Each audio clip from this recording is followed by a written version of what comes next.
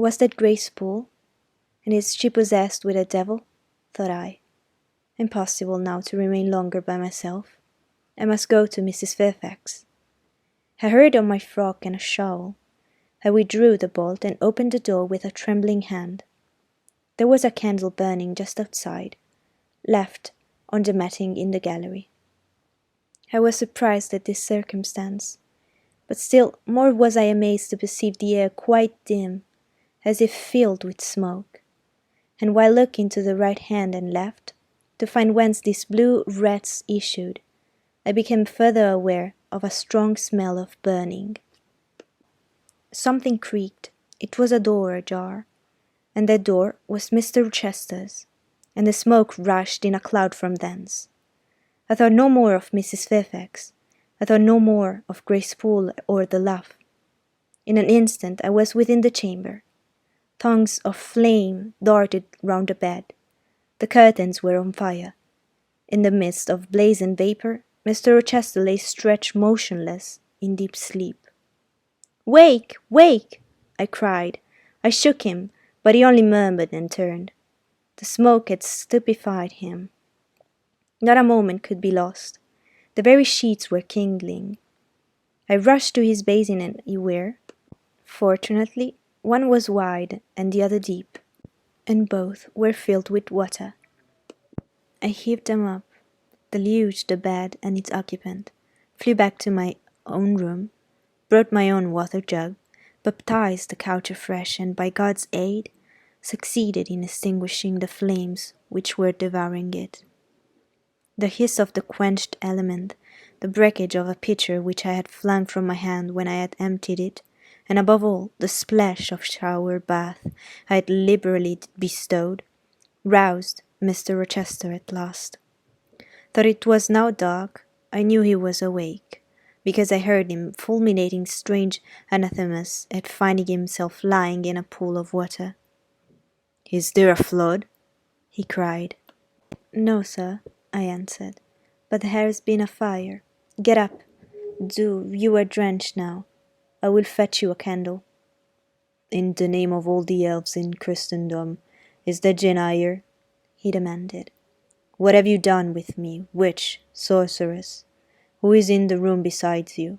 Have you plotted to drown me?" "I will fetch you a candle, sir, and in heaven's name, get up. Somebody has plotted something. You cannot too soon find out who and what it is." "There, I am up now, but at your peril you fetch a candle yet. Wait a minute till I get into some dry garments, if any dry there be.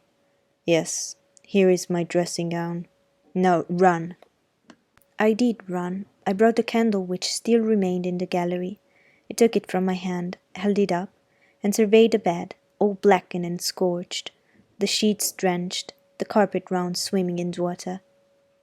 "What is this, and who did it?" he asked.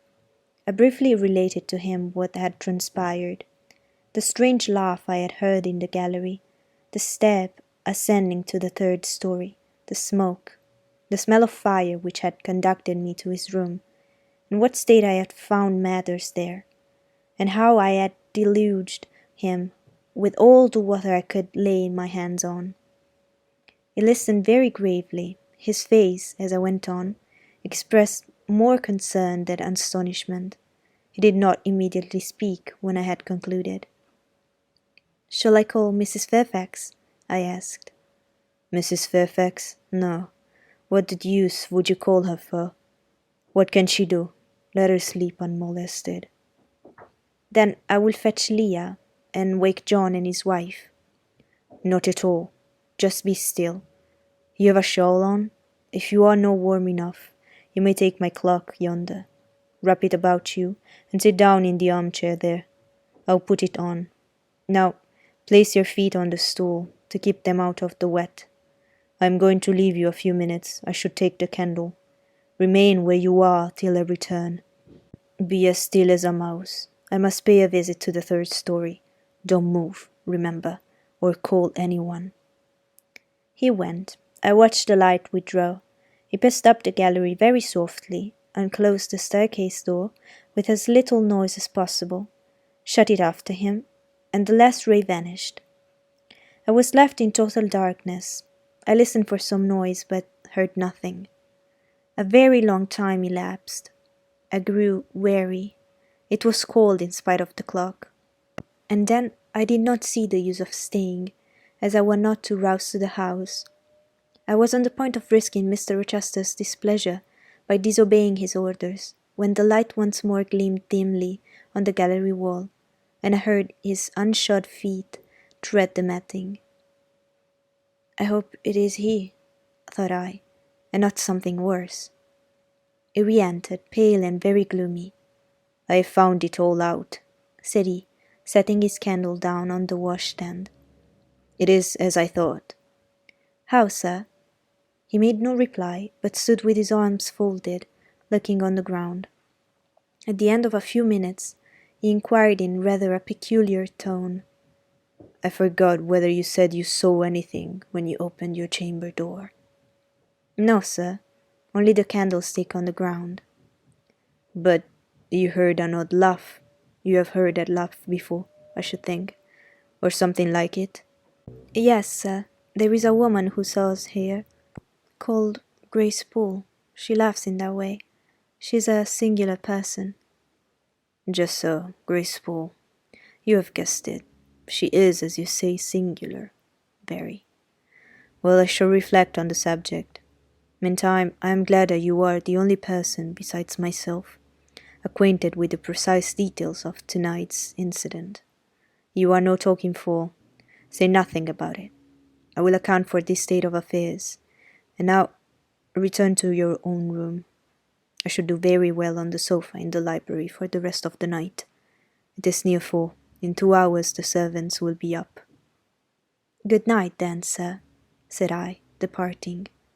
He seemed surprised, very inconsistently so, as he had just told me to go. What? He exclaimed. Are you quitting me already, and in that way? You say I might go, sir. But not without taking leave, not without a word or two of acknowledgment and goodwill, not, in short, in that brief, dry fashion.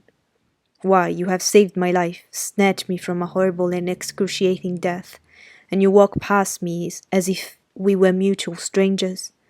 At least shake hands. He held out his hand. I gave him mine.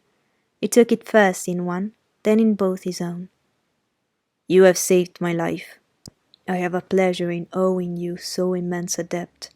I cannot say more.